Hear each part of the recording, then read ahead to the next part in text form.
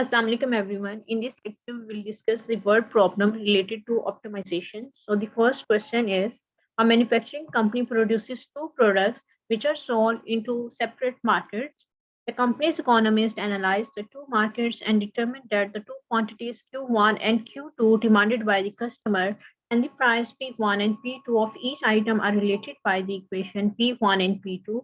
If the price for either item increases, the demand for it decreases. The company's total production cost is given by this. And the question is, if the company want to maximize its total profit, how much of each product should it produce and what is the maximum profit? So हमें दो चीजें calculate करनी है। एक ये कि maximum profit के लिए हमें हर एक प्रोडक्ट को कितना प्रोड्यूस करना होगा and what is the maximum profit. अब मैक्सिमम प्रॉफिट कैलकुलेट करने के लिए सबसे पहले हमें प्रॉफिट फंक्शन कैलकुलेट करना होगा and profit is equal to revenue minus cost. और कॉस्ट फंक्शन हमें गिवन है, हमें रेवेन्यू फंक्शन कैलकुलेट करना है and revenue function is price into quantity. तो हमें दो प्रोडक्ट गिवन है, हर प्रोडक्ट के कोरस्पॉन्डिंगली हम रेवेन्यू कैलकुलेट करेंगे और उनको ऐड कर देंगे। सो प्रोडक्ट वन के correspondingly revenue function is P1 into Q1 और सेकंड प्रोडक्ट के correspondingly revenue function is P2 Q2 और इन दोनों को ऐड करेंगे तो टोटल रेवेन्यू आ जाएगा। अब P1 और P2 की वैल्यू हमें क्वेश्चन में गिवन है, हम यहाँ पे P1 की वैल्यू सब्सटीट्यूट करेंगे, यहाँ P2 की, और रेवेन्यू को कैलकुलेट करेंगे, यहाँ सब्सटीट्यूट करेंगे तो प्रॉफिट हम कैलकुलेट कर लेंगे।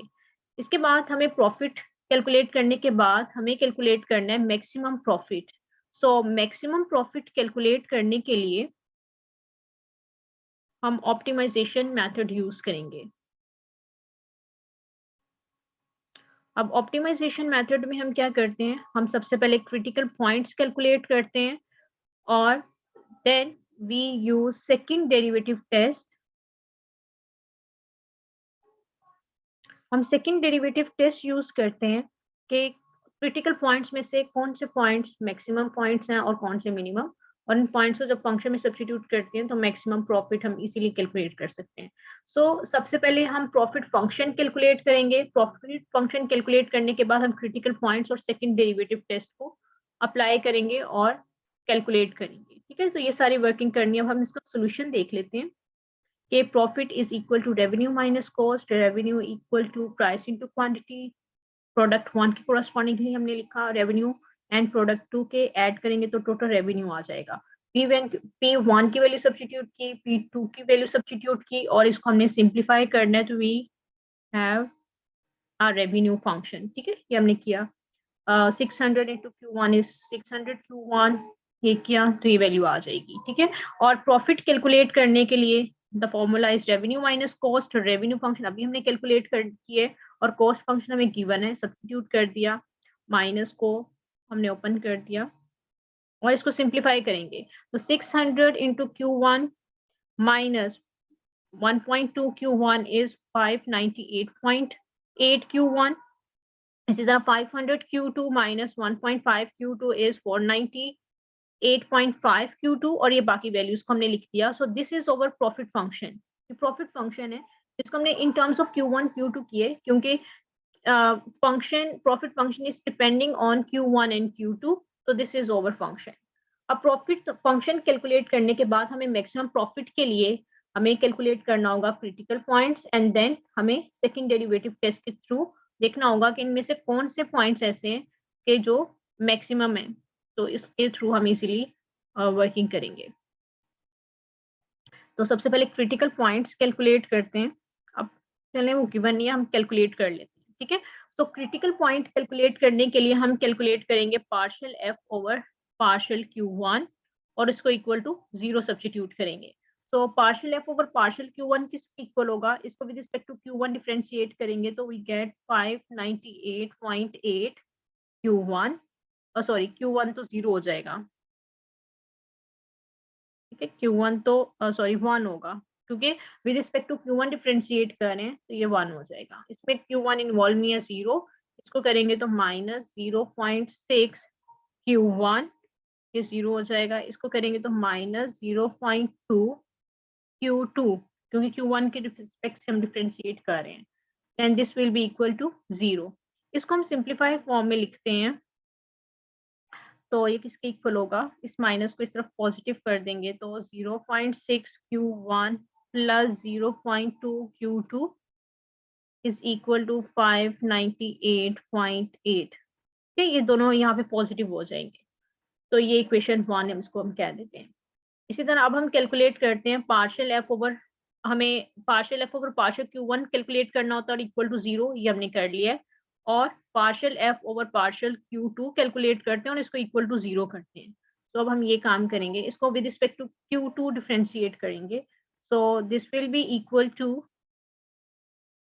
ये 0 हो जाएगा 498.5। ठीक है, ये भी 0 हो जाएगा, इसको करेंगे तो minus 0.4 Q2 minus 0.2 Q1 equal to 0। इसको हम रीअरेंज करके लिखते हैं तो ये दोनों पॉजिटिव हो जाएंगे। 0.4 Q2, बल्कि अब ऐसा करते हैं कि हम पहले Q1 को भी साथ पहले लिख लेते हैं। ठीक है, तो माइनस 0.2 Q1, तो यहाँ पे पहले Q1 है, फिर माइनस ये पॉजिटिव हो जाएगा। ठीक है, हम इसको राइट साइड पे लेकर आए तो ये पॉजिटिव हो जाएगा। ये दोनों इस लेफ्ट साइड पे ले जाएंगे तो ये दोनों पॉजिटिव हो जाएंगे, ऑलरेडी पॉजिटिव है तो सारी टर्म्स पॉजिटिव हो जाएंगे। 0.2 Q1 plus 0.4 Q2 is equal to 498.5। This is our equation 2। ठीक है, तो इस तरह से हमने कैलकुलेट कर लिया। अब हमें क्या करना है, हमें क्रिटिकल पॉइंट के लिए इन इक्वेशंस को सॉल्व करना होगा। हमें इक्वेशन 1 और इक्वेशन 2 को सॉल्व करना होगा। अब हम डायरेक्टली भी इसको सॉल्व कर सकते हैं और बाय यूजिंग कैलकुलेटर भी हम Q1 और Q2 की वैल्यू फाइंड कर सकते हैं। ठीक है, मैनुअली तो आप लोग इजीली कर लेंगे, कैलकुलेटर पे देख लें कि हम इसको किस तरह से सॉल्व करेंगे। सो कैलकुलेटर पे करने के लिए सबसे पहले हमें मॉड पे प्रेस करना होगा और इक्वेशन पे, equation is in number 5, number 5 पे इक्वेशन गिवन है तो हम 5 प्रेस करेंगे और इस पे 1 प्रेस करेंगे क्योंकि Q1 Q2 और ये कांस्टेंट वैल्यू, तो 1 प्रेस कर देंगे। अब हमें यहाँ पे Q1 की वैल्यू सब्स्टिट्यूट करनी है, फिर Q2 की और फिर कांस्टेंट ही।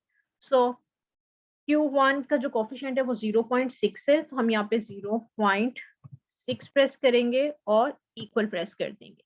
फिर Q2 के कोफिशिएंट को प्रेस करेंगे विच इज 0.2, तो यहाँ पे हम 0.2 प्रेस करेंगे इक्वल, और कोफिशिएंट प्रेस करेंगे 598.8। अब हम दूसरी इक्वेशन के कोफिशिएंट्स प्रेस करते हैं। Q1 का कोफिशिएंट 0.2, सो 0.2 करेंगे and then 0.4 and then constant term which is 498.5। Okay, अब हम इक्वल प्रेस करेंगे। ओके, अगेन इक्वल प्रेस करेंगे तो ये हमारे पास Q1 की वैल्यू आ गई है। ठीक है, विच इज 699.1 एंड इसको करेंगे इक्वल प्रेस करेंगे तो Q2 की वैल्यू आ जाएगी विच इज 896.7। तो इस तरह से हम by using calculator easily working कर सकते हैं। ओके, और मैनुअली आप इसको सॉल्व करेंगे तो यही आंसर आएगा। लेकिन Q1 इज इक्वल टू 896.7, तो अभी हमने कैलकुलेट किया बाय यूजिंग कैलकुलेटर, और यही हमने Q1 की वैल्यू कैलकुलेट की अभी। ठीक है, ये Q1 की वैल्यू भी हमने कैलकुलेट किया विच इज 699.1, और यही वैल्यू हमने कैलकुलेट की है। तो this is over critical point. Q1 को और Q2 को हमने ऑर्डर पेयर के फॉर्म में लिखना है, this is over critical point. अब हमें ये चेक करना है कि क्रिटिकल पॉइंट मैक्सिमम होगा या मिनिमम होगा, या नीदर मैक्सिमम और नॉर मिनिमम। तो इसके लिए हम यूज करेंगे second derivative test. Second derivative test के थ्रू हमें पता चल जाएगा कि ये क्रिटिकल पॉइंट मैक्सिमम होगा या मिनिमम होगा। और सेकंड डेरिवेटिव टेस्ट के लिए हम d कैलकुलेट करते हैं which will be equal to, हम अगर जर्नली देखें so this will be equal to f of xx, f of xy, f of yx and f of yy। अब यहाँ पे ये बेसिकली सेकंड ऑर्डर डेरिवेटिव्स हैं, हम इनको कैलकुलेट करते हैं and then there are some rules जिनको हमें फॉलो करना होता है। तो अब हम ये चेक करते हैं कि ये जो क्रिटिकल पॉइंट है ये मैक्सिमम है, मिनिमम है या मैक्सिमम भी नहीं है और मिनिमम भी नहीं है, तो इसके लिए हम टेस्ट अप्लाई करेंगे सेकंड डेरिवेटिव टेस्ट। ठीक है, सो ये इसकी कंडीशन है। पहले हम इसको डिस्कस कर लेते हैं कि we apply second derivative test. Second derivative test के लिए हमें डी फाइंड करना होता है and D is equal to F of, अब एक्स की जगह हम Q1 यूज कर रहे हैं और y की जगह Q2, तो F of Q1 F of Q1 Q2 Q1 and Q2 ये हम कैलकुलेट करते हैं। बेसिकली सेकंड ऑर्डर डेरिवेटिव्स हैं, second order derivatives. Critical point के लिए हम फर्स्ट ऑर्डर डेरिवेटिव्स कैलकुलेट करते हैं और सेकंड डेरिवेटिव टेस्ट के लिए हमें सेकंड ऑर्डर डेरिवेटिव्स को कैलकुलेट करना होता है। और ये कुछ टेस्ट हैं जो हम चेक करते हैं कि मैक्सिमम पॉइंट होगा या minimum. The test is if t is greater than 0, अगर t की वैल्यू कोई पॉजिटिव वैल्यू आ रही है एंड f ऑफ Q1 तो फर्स्ट वैल्यू ये सेकंड डेरिवेटिव, ठीक है। If this value is also greater than 0 तो लोकल मिनिमम होगा, ठीक है। If d is greater than 0 and f of Q1 is less than 0, then local maxima exist करेगा, and if d is less than 0, then neither maxima or nor minima कुछ भी exist नहीं करेगा, ठीक है। And if d is equal to 0, then test fail, तब हम ये टेस्ट अप्लाई ही नहीं कर सकते। तो बेसिकली अब हमें d को कैलकुलेट करना और d कैलकुलेट करने के लिए हमें सेकंड ऑर्डर डेरिवेटिव्स को कैलकुलेट करना होगा, ठीक है। सो सबसे पहले हम ये सारे सेकंड ऑर्डर डेरिवेटिव्स कैलकुलेट करेंगे और उसके बाद हम डी कैलकुलेट करेंगे। So F of Q1 partial F over partial Q1 ही हम ऑलरेडी कैलकुलेट कर चुके हैं जब हमने क्रिटिकल पॉइंट्स कैलकुलेट किए थे, ठीक है। क्योंकि क्रिटिकल पॉइंट के लिए हमने यही कैलकुलेट किया था, partial F over partial Q1 और इसको इक्वल टू 0 किया था, तो ये हम ऑलरेडी कैलकुलेट कर चुके हैं which is equal to this value, ठीक है। अब हमने क्या करना है, पार्शियल हमने एफ Q1 या partial F over partial Q1 calculate किया हुआ है, हमें अगेन इसको डिफरेंशिएट करना है विद रिस्पेक्ट टू Q1 इस वैल्यू के लिए, ठीक है। तो इस वैल्यू को with respect to Q1 again हम डिफरेंशिएट करेंगे तो क्या आएगा, -0.6, Q1 के रिस्पेक्ट से हम डिफरेंशिएट करें तो ये 1 हो जाएगा, ये 0 और ये 0, तो ये वैल्यू आ जाएगी -0.6। ओके, अब हमें क्या करना है, हमें कैलकुलेट करना है f ऑफ Q1 Q2, तो हम Q1 को f ऑफ Q1 को this is f of Q, sorry,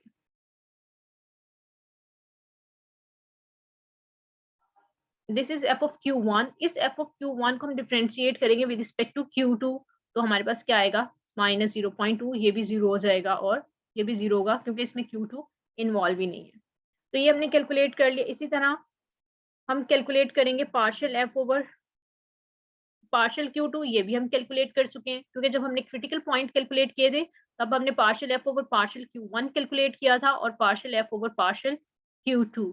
so partial f over partial Q2 is equal to this value, ये हम ऑलरेडी कैलकुलेट कर चुके हैं। अब इसको अगेन डिफरेंशिएट करेंगे विद रिस्पेक्ट टू Q1, तो ये 0 हो जाएगा, ये 0, तो सिर्फ ये वैल्यू आ जाएगी।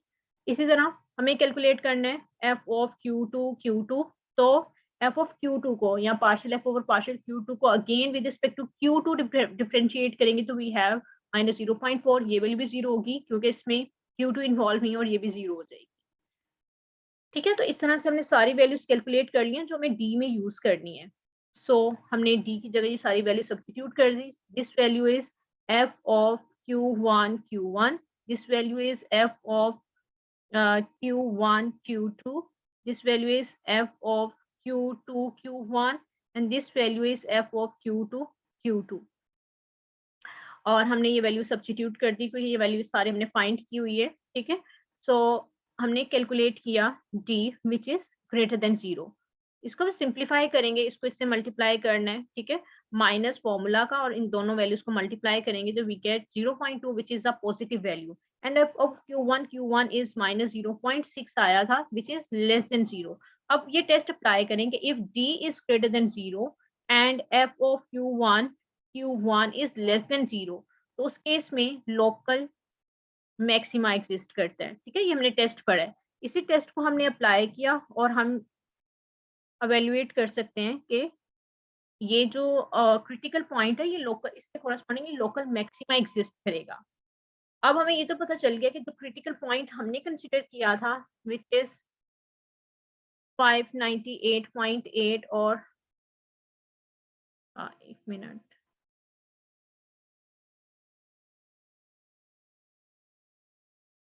Okay 699 fine. ओके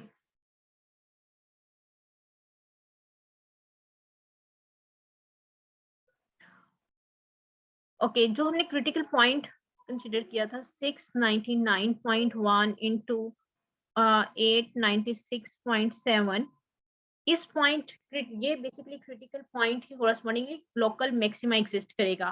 तो इन पॉइंट्स को, इस Q1 को और Q2 को, this is the maximum points, ठीक है। इसका मतलब है कि अगर हमें देखना है कि मैक्सिमम प्रॉफिट के लिए हमें प्रोडक्ट 1 और प्रोडक्ट 2 को कितना प्रोड्यूस करना पड़ेगा, तो दिस इज द आंसर कि प्रोडक्ट 1 को हम इतने यूनिट प्रोड्यूस करेंगे और प्रोडक्ट 2 को हम इतने यूनिट प्रोड्यूस करेंगे, तो उसके कोरस्पॉन्डिंगली हमारे पास मैक्सिमम प्रॉफिट आएगा। और मैक्सिमम प्रॉफिट कैलकुलेट करने के लिए हम प्रॉफिट फंक्शन, हमारे पास ये था सिंपल, ठीक है।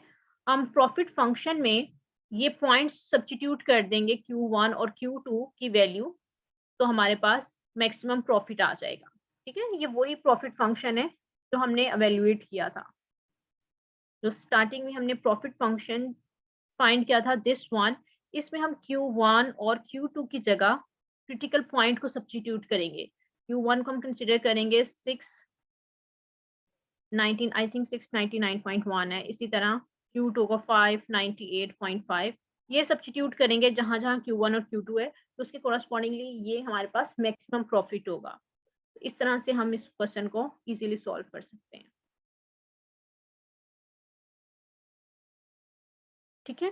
So this is over question number 2। इसकी स्टेटमेंट हम डिस्कस कर लेते हैं। Exercise 9.5 का क्वेश्चन नंबर 21 है, a company operates two plants which manufacture the same item and whose total function is C1 and C2 is given to us, where Q1 and Q2 are the quantities produced by each plant, and the company is a monopoly. The total quantity demanded, Q is equal to Q1 and Q2 is related to the price हमें given है, and the question is how much should the plant produce in order to maximize the company profit. हमें maximum profit calculate करना है। फिर से again वही question है, हमें मैक्सिमम प्रॉफिट कैलकुलेट करना है और हमें ये बताना है कि कंपनी के प्रॉफिट के लिए हमें हर प्रोडक्ट को कितना प्रोड्यूस करना होगा। तो बिल्कुल क्वेश्चन अभी जैसे अभी हमने जो क्वेश्चन डिस्कस किया उसी से सिमिलर क्वेश्चन है। सो मैक्सिमम प्रॉफिट के लिए सबसे पहले अगेन हम कैलकुलेट करेंगे profit function, and profit function is equal to revenue minus original cost. और कॉस्ट हमें डायरेक्टली नहीं गिवन, हमें C1 और C2 हर प्रोडक्ट के कोरस्पॉन्डिंग हमें कॉस्ट फंक्शन गिवन है। तो टोटल कॉस्ट कैलकुलेट करने के लिए हम क्या करेंगे, C1 और C2 को ऐड करेंगे तो कॉस्ट, टोटल कॉस्ट C आ जाएगी, ठीक है। और रेवेन्यू फंक्शन हम उसी तरह से कैलकुलेट करेंगे, revenue function is equal to price into quantity. अब हमें P भी गिवन है और Q भी गिवन है, हम यहाँ पे सब्स्टिट्यूट करेंगे, R कैलकुलेट करेंगे और प्रॉफिट फंक्शन में कॉस्ट फंक्शन हमने यहाँ से कैलकुलेट किया होगा, ये सब्स्टिट्यूट कर देंगे, रेवेन्यू फंक्शन सब्स्टिट्यूट करेंगे तो प्रॉफिट फंक्शन आ जाएगा। फिर अगेन मैक्सिमम प्रॉफिट कैलकुलेट करने के लिए ऑप्टिमाइजेशन का मेथड यूज करेंगे, जिसमें हम क्रिटिकल पॉइंट सबसे पहले फाइंड करेंगे and then we calculate second derivative test, और इसको हम इजीली सॉल्व कर लेंगे। चलें इसको हम जल्दी से डिस्कस कर लेते हैं। कि profit is basically revenue minus cost, revenue is price into quantity, और प्राइस फंक्शन हमें गिवन है दिस वन, ये वैल्यू हमें प्राइस की गिवन है। देखें ये हमें प्राइस गिवन है, ये हमने सब्स्टिट्यूट कर दिया, ठीक है। प्राइस की जगह प्राइस की वैल्यू सब्स्टिट्यूट कर दी, Q as it is, multiply करेंगे तो 60Q minus 0.04, this Q and this Q is Q square, so this is over revenue. अब एक चीज हमें और गिवन है, हमें Q की वैल्यू गिवन है, अगर यहाँ पे हम नोटिस करें so Q is equal to Q1 plus Q2, ये वैल्यू भी हम यहाँ पे सब्स्टिट्यूट कर देंगे।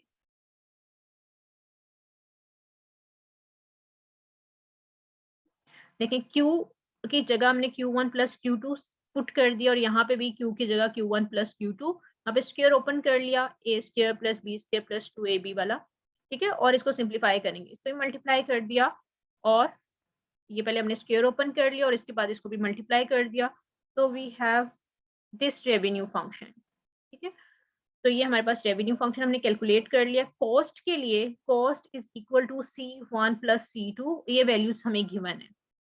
C1 is this, C2 is this. अब यहाँ पे पुट करेंगे तो कॉस्ट फंक्शन आ जाएगा।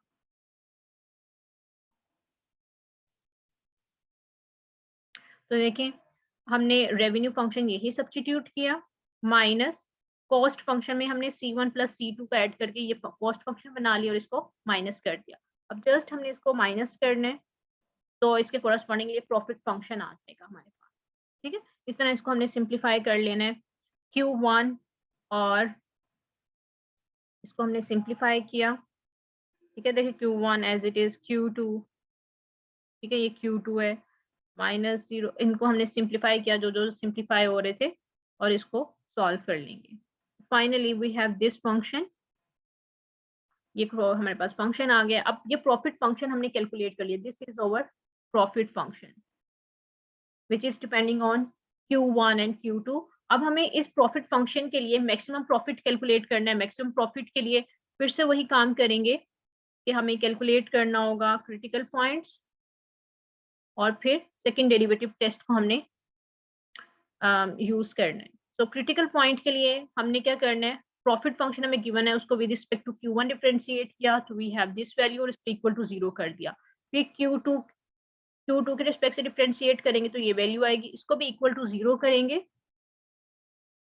ठीक है, तो और अब आप कैलकुलेटर के थ्रू भी अब इसको इजीली सॉल्व कर सकते हैं। ये दोनों इक्वेशंस को आप उसी तरह से सॉल्व करें कैलकुलेटर पे तो आपके पास आंसर आ जाएगा, या डायरेक्टली आप सॉल्व करेंगे तो आपके पास ये वैल्यूज आ जाएंगी।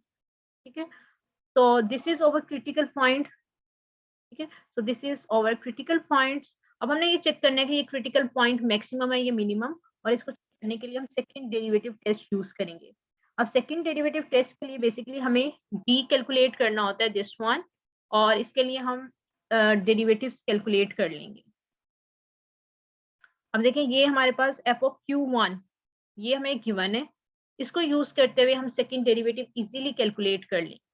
ठीक है, अब कैसे करेंगे, इसको पहले हमें f ऑफ Q1 कैलकुलेट करना है, तो f ऑफ Q1 को again with respect to Q1 differentiate करेंगे तो क्या आंसर आएगा, -0.14, Q1 1 हो जाएगा। ठीक है, ये भी 0, ये 0। इसी तरह f ऑफ Q1 Q2 अगर कैलकुलेट करना है तो f ऑफ Q1 को Q2 के रिस्पेक्ट से डिफरेंशिएट कर देंगे तो क्या आंसर आएगा, -0.08, बाकी दोनों 0 हो जाएंगे।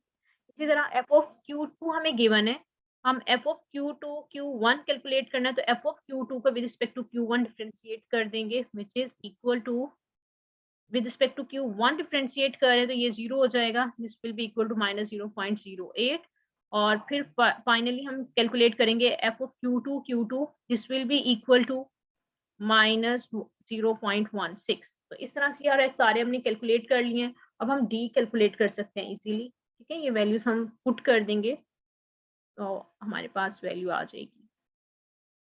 सो ये हमने डी कैलकुलेट कर लिया, ये सारी वैल्यूज हमने फाइंड की हैं, इनको हमने सब्स्टिट्यूट कर दिया, डिटर्मिनेंट कैलकुलेट किया, इन दोनों को मल्टीप्लाई किया, फॉर्मूला का माइनस इन दोनों को मल्टीप्लाई किया, सो वी गेट 0.016। इसको हम कर भी सकते हैं, -0.14 इंटू -0.16, फॉर्मूला के -0.08 इंटू -0.08। इसको हम सिंप्लीफाई करेंगे तो we get this value, this is a positive value. ठीक है, so D is positive and f of Q1 is -0.14 which is less than 0, और हमने टेस्ट पढ़ा था कि if D is greater than 0 and f of XX is less than 0 तो उस case में लोकल मैक्सिमा एग्जिस्ट करता है।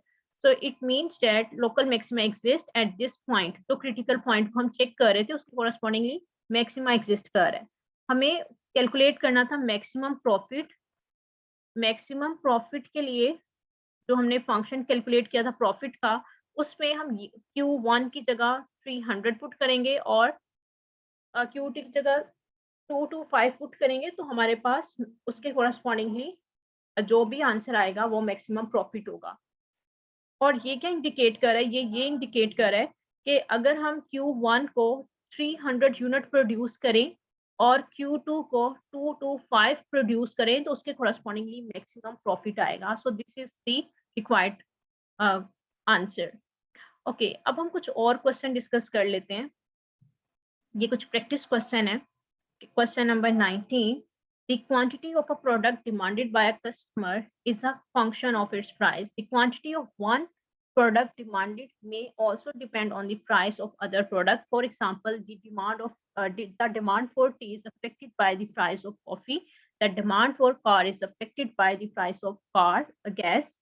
The quantities demanded Q1 and Q2 of two products depends on their prices. P1 and P2 are as follows. हमें Q1 और Q2 की value given है. And the question is, what does the fact that the coefficient of P1 and P2 are negative tells you? Give an example of two products that might be related this way.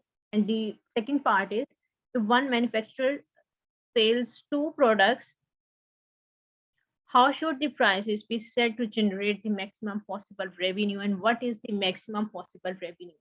Okay, हमें दो part given है और first part में हमें ये बताना है कि अगर P1 एंड P2 के कोफिशिएंट नेगेटिव हैं तो ये क्या इंडिकेट कर रहे हैं, और हमें एग्जांपल भी देनी है।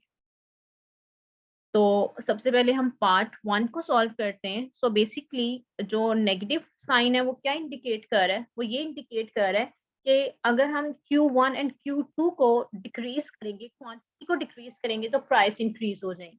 ठीक है, ये यहाँ पे गिवन है कि negative sign in front of the prices tells us the quantity sold Q1 and Q2 will be lowered if the prices increase. For example, we can take the example of orange and apple juice. Okay.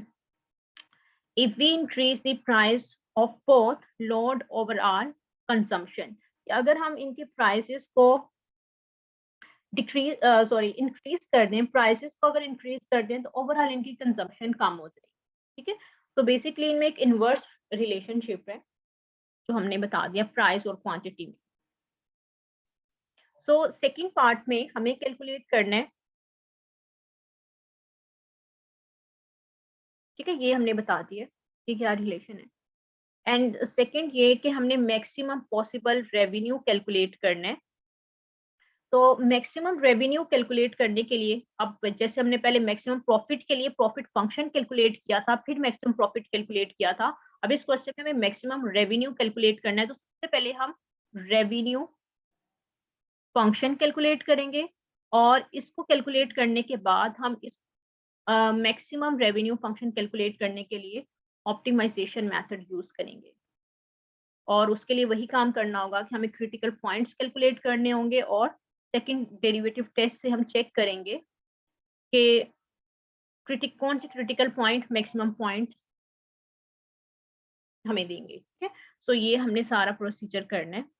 तो सबसे पहले हम revenue function calculate करते हैं। तो revenue function हम calculate easily कर सकते हैं। ठीक है, सो रेवेन्यू फंक्शन, क्योंकि दो प्रोडक्ट्स हैं हमारे पास P1 एंड P2, इसके correspondingly revenue function is P1 Q1 plus P2 Q2। अब हमें Q1 और Q2 की वैल्यू क्वेश्चन में गिवन है। लास्ट क्वेश्चन में हमें प्राइस P1 और P2 की वैल्यू गिवन थी, अब हमें Q1 और Q2 की वैल्यू गिवन है। अब हम यहाँ पे सब्स्टिट्यूट कर देंगे रेवेन्यू फंक्शन में। ठीक है, रेवेन्यू फंक्शन में P1 as it is, Q1 की जगह हमने वैल्यू सब्स्टिट्यूट कर दी जो हमें क्वेश्चन में गिवन थी, इसी तरह Q2 की जगह उसकी वैल्यू सब्स्टिट्यूट कर दी और इसको सिंप्लीफाई कर लेंगे। ठीक है, ये हमने मल्टीप्लाई कर दिया 150 P1 minus 2 P1 square minus P1 into P2 plus 200 P2 minus P1 P2 minus 3 P2 square.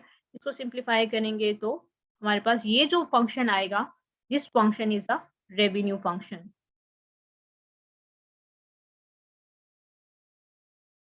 ठीक है, ये फंक्शन हमने कैलकुलेट कर लिया। अब हमें इस फंक्शन रेवेन्यू फंक्शन कैलकुलेट करने के बाद हमारा सेकंड टास्क ये होता है कि हम मैक्सिमम रेवेन्यू कैलकुलेट करें।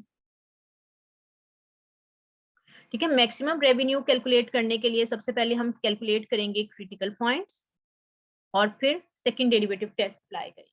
तो क्रिटिकल पॉइंट्स कैलकुलेट करने का क्या मतलब है कि हमें पार्शियल एफ ओवर पार्शियल, अब क्योंकि P1 और P2 है तो हम partial F over partial P1 calculate करेंगे और इक्वल टू 0 सब्स्टिट्यूट करेंगे, और partial F over partial P2 calculate करेंगे और इक्वल टू 0 करेंगे और इक्वेशंस को सिंप्लीफाई करेंगे।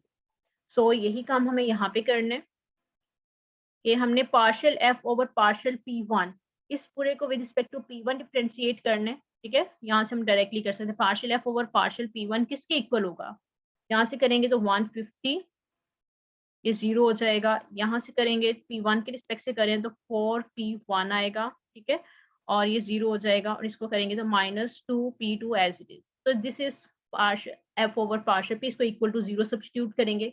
इसी तरह इसको partial F over partial P2 के रिस्पेक्ट से हमने डिफरेंशिएट करना और इक्वल टू 0 करना है, तो ये वैल्यू आ जाएगी, ये मैंने कर लिया, ठीक है। इसको इक्वल टू 0 किया, यहाँ से देखिए हमने क्या किया है, P2 को पॉजिटिव कर दिया और ये वैल्यू आ गई। यहाँ से हमने P2 की वैल्यू कैलकुलेट कर लिया विच इज 75 माइनस 2P1।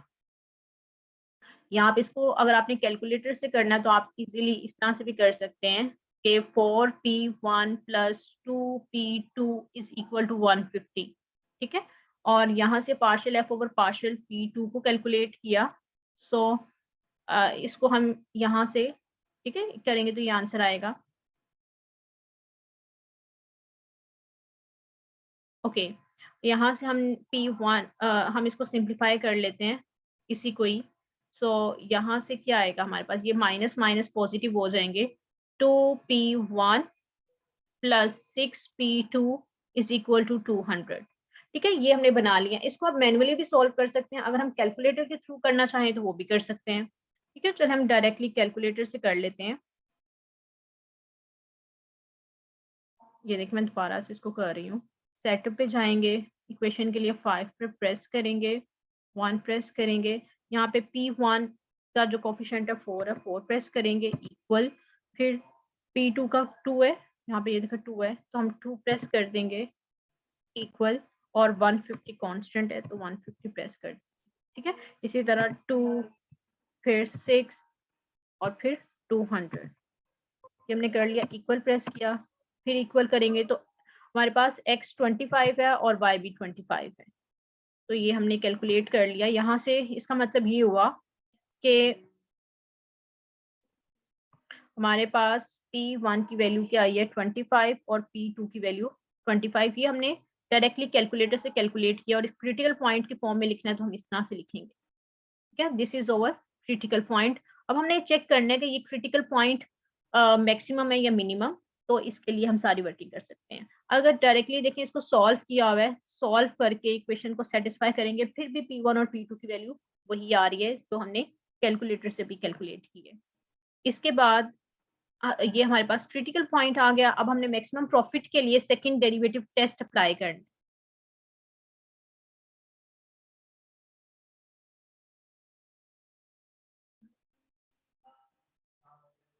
अच्छा, ये डायरेक्टली यहाँ पे सारी वर्किंग आप लोगों को खुद ही करना पड़ेगी, क्योंकि सेकंड आपने क्रिटिकल पॉइंट कैलकुलेट करने के बाद इसको कैसे चेक करना होगा, आपको डी कैलकुलेट करना होगा, ठीक है।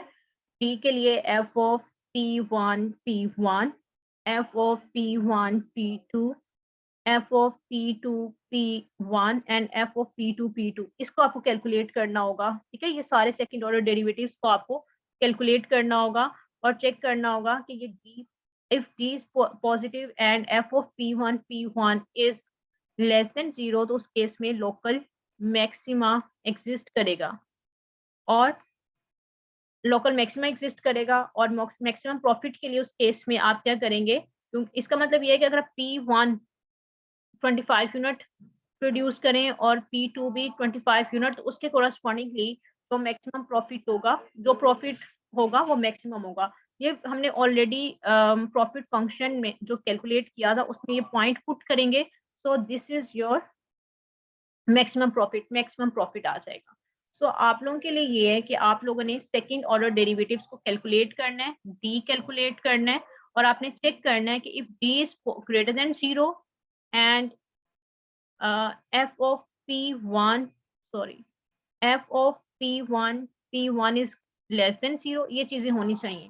अगर ये दो कंडीशन सेटिस्फाई होंगी तो तब मैक्सिमा एग्जिस्ट करेगा, और फिर आप ये जो क्रिटिकल पॉइंट्स के पॉइंट्स हैं P1 और P2, इनको जब प्रॉफिट फंक्शन में सब्स्टिट्यूट करेंगे तो उसके कोरस्पॉन्डिंगली आपके पास मैक्सिमम प्रॉफिट आएगा, ठीक है। तो इसको आप अब वेरीफाई कर लेना।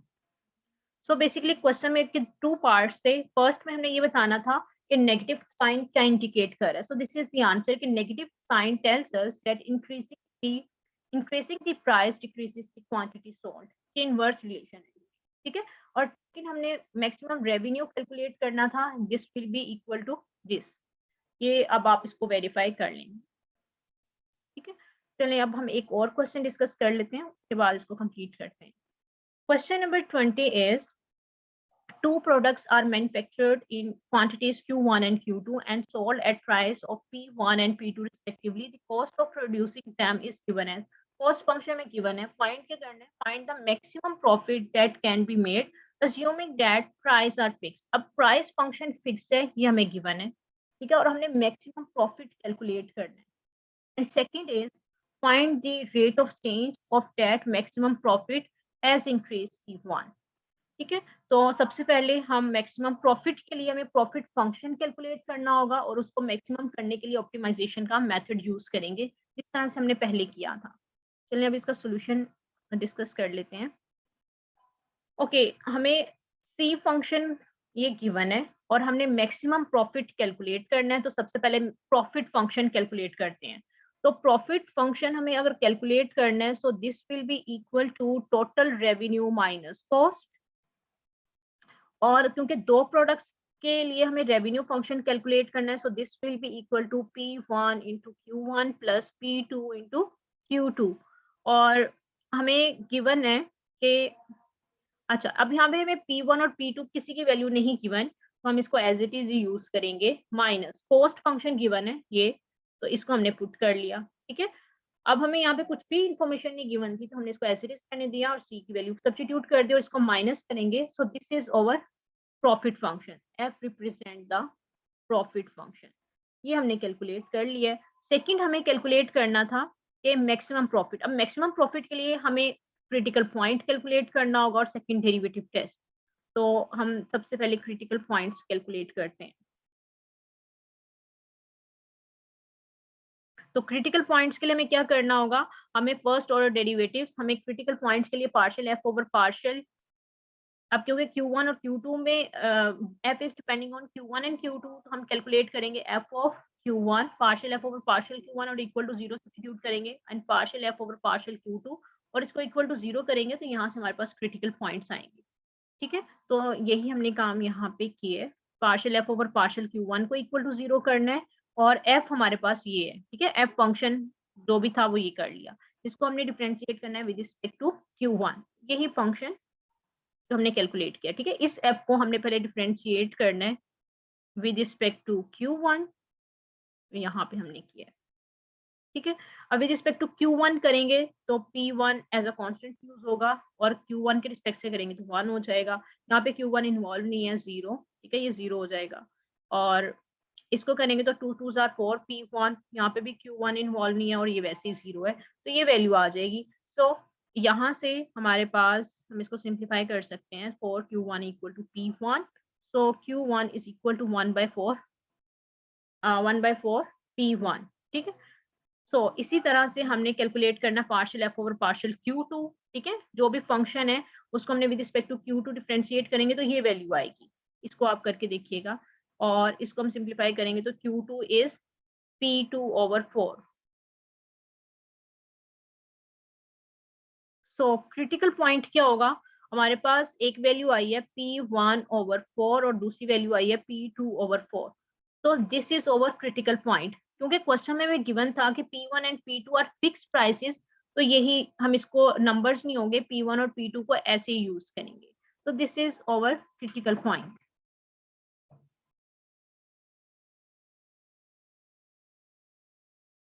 अब हम क्या करेंगे, हमें कैलकुलेट करना था मैक्सिमम प्रॉफिट, ठीक है. तो मैक्सिमम प्रॉफिट के लिए हम क्या करेंगे कि इस क्रिटिकल पॉइंट के लिए हम चेक करेंगे कि क्या ये इसके कॉरेस्पॉन्डिंगली हमारे पास हमने मैक्सिमम प्रॉफिट के लिए हमें फिर से वही काम करना होगा कि critical point, this is over critical point, ये हमने कैलकुलेट कर लिया. अब मैक्सिमम प्रॉफिट के लिए हमें डी कैलकुलेट करना होगा, सेकंड डेरिवेटिव टेस्ट, ठीक है. हम कैलकुलेट करेंगे f ऑफ Q1 क्योंकि f ऑफ Q1 तो हमने कैलकुलेट किया हुआ है, उसको फिर एक दफा और डिफरेंशिएट करेंगे तो ये वैल्यू आ जाएगी. f of Q1 Q2 calculate करेंगे एफ ऑफ Q2 Q1 और एफ ऑफ Q2 Q2 ये कैलकुलेट करना है। अब ये ऑलरेडी आपको पता है कि हमने कैसे कैलकुलेट करना है, ठीक है। इसको चेक करेंगे, उसके बाद हमें this value is greater than 0 and F of Q1 is less than 0, इस केस में लोकल मैक्सिमा एग्जिस्ट करेगा, ठीक है। तो इसको आप अब वेरीफाई कर लेना, क्योंकि ये पॉइंट्स आपको गिवन है। देखें, आपको partial F over partial Q1, ये देखें partial F over partial Q1 is this value, ये गिवन है। इसको अगेन डिफरेंशिएट करना है विद रिस्पेक्ट टू Q1, तो this is F of Q1। इसको आप अगेन डिफरेंशिएट करेंगे विद रिस्पेक्ट टू Q1, तो आपके पास ये वैल्यू आ जाएगी। एफ ऑफ Q1 को डिफरेंशिएट करेंगे विद रिस्पेक्ट टू Q2, तो ये वैल्यू आ जाएगी।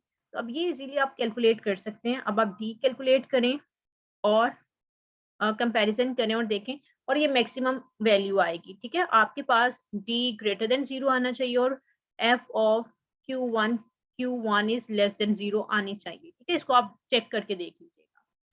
तो लोकल मैक्सिमम इस केस में एग्जिस्ट करेगा, मैक्सिमा एग्जिस्ट करेगा। तो इसका मतलब ये है कि मैक्सिमम वैल्यू है, तो हम इसको प्रॉफिट वैल्यू में अगर Q1 और Q2 की जगह ये वैल्यू पुट करेंगे, ठीक है, दिस वैल्यू, तो हमारे पास मैक्सिमम वैल्यू आ जाएगी।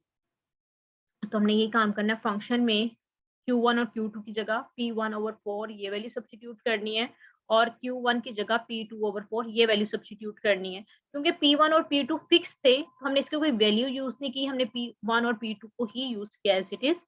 सिंप्लीफाई करेंगे तो वैल्यू आ जाएगी, ठीक है। ये हमारे पास है। So this is over profit function, ये मैक्सिमम प्रॉफिट है। This is over maximum profit,